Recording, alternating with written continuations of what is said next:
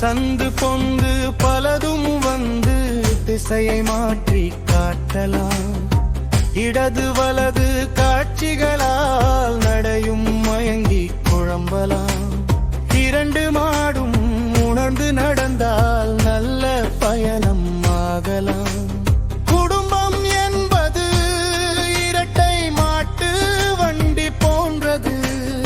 இரண்டு மாடும் இரண்டு திசையில் நடந்து போக எண்ணம் கொண்டால் வாழ்க்கை என்னும் பயணம் மண்ணில் என்னவாவது.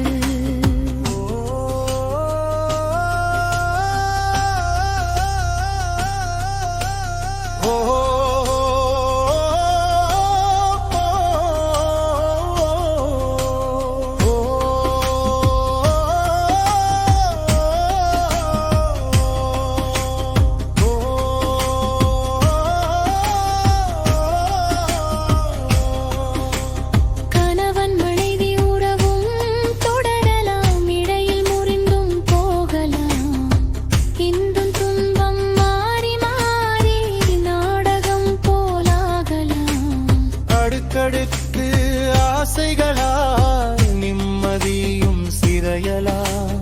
உள்ளதையே போதுமென்றால் மகிழ்ச்சி பூக்கள் பூக்கலாம். புரிந்துணர்ந்து பொறுமை கொண்டால் நல்ல வாழ்வு வாழலாம். குடும்பம் என்பது இரட்டை மாட்டு வண்டி போன்றது. இரண்டு மாடும் இரண்டு திசையில் நடந்து போக எந்தன் கொண்டால் வாழ்க்கையும் பயணம் மண்ணில் என்னவாவது.